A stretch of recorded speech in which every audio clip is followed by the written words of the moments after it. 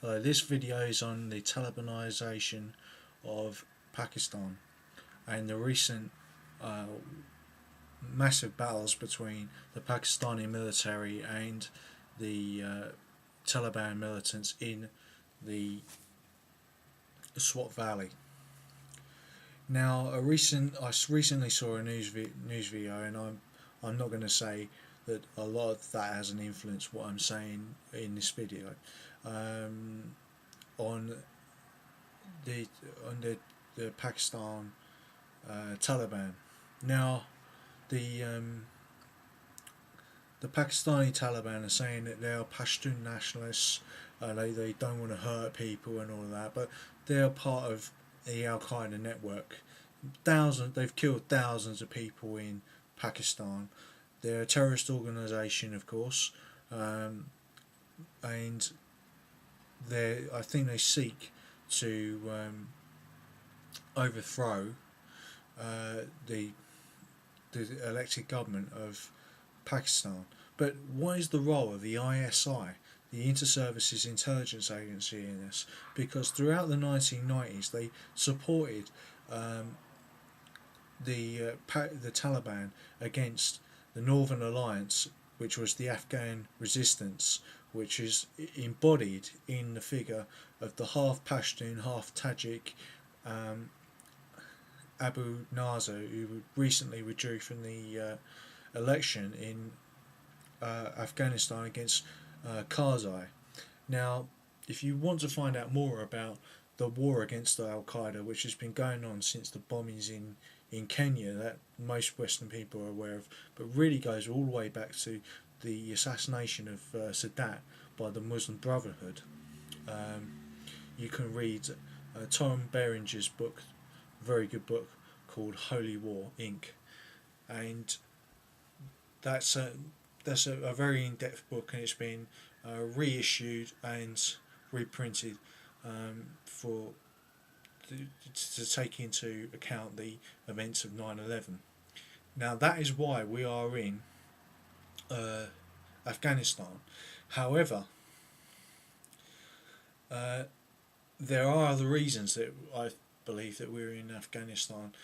One was because of oil. The other is to open up Central Asia to democratic forces. Um, there is an oil pipeline. You may say oil where there's no oil in Afghanistan. Well, there's oil in Kazakhstan, and they could run a pipeline across Afghanistan. Um, Now it's also because of a war of attrition. We're in there, as Brent Croscoff said, who was the national security advisor to President George W. Bush at the fall of the Berlin Wall, no less. He said if we were to go in there now, we would choose to go in with a different method, or we would just choose not to be there at all. Now, what has changed with the West's way of fighting in Afghanistan? Well, it's changed from an anti-terrorism um, method, which is you go and kill the chief terrorist operative, and it doesn't matter if you kill civilians because they're collateral damage, to an anti-insurgency method, which is that you get the local population on side, and if you can kill that terrorist operative with precision strikes or with a sniper or special forces, or arrest him.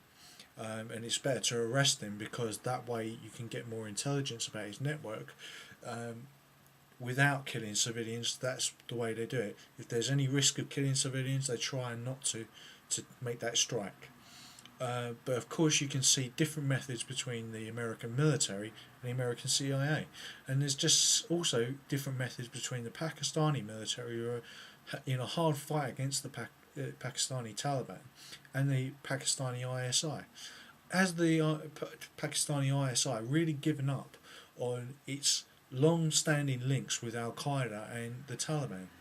And I would say, from what I've read and what I've seen on the news, I'd say no, because I think they really did have some influence on the Taliban, and there are other Muslim groups, especially around the city of Quetta, because there's Balochistan groups which are linked to AlQueada, but who are Balochistan nationalists and would also want to break away from the Pakistan. Because Pakistan, just like Afghanistan, is made up of tribal areas, and really, even in the cities of the southeast and the northeast, near the city of Islamabad, there is still tribal connections, and that is much like Iraqi society. Although Iraqi society is a Semitic society and Pakistan is an Indo-European society, they've both been influenced by Islam and tribalism. Now, why have the Pakistani military, on the face of it, seemed to be far more successful in destroying the Taliban than the West, on the face of it? But this is a little bit deceptive. The Pakistani military used heavy armour, heavy artillery, they used a conventional force to devastate the tribal areas, but there isn't much evidence that they killed many Taliban. It's actually quite to the contrary. They've actually had several defeats by the Taliban and have been forced back, whereas the Western forces have killed many more Taliban than they have, without necessarily having heavy armour. I would still think that the British Army in Afghanistan would need more heavy armour, and I'd like to make an appeal for them to do that. I'm only an internet blogger, of course, but the Talibanization of Pakistan will be an ethnic phenomenon. We're not only just fighting multicultural religious fundamentalism in the shape of AlQueada, we're fighting two different kinds of nationalism. That's Balochistan nationalism and Pashtun nationalism, and that crosses borders because those real nations have been divided by those borders of the states that they inhabit. And that's what we're fighting: a localised insurgency as well as an international insurgency. And if you think it's not going to reverberate back into this country, then we're living in an unreality, because it already has, of course, because of 7/7. We are facing an insurgency in this country as well, in Britain I'm talking about, and that is of course being dealt with by the proper authorities, and I wouldn't want anybody to become fearful and do some rash things because of that news. I would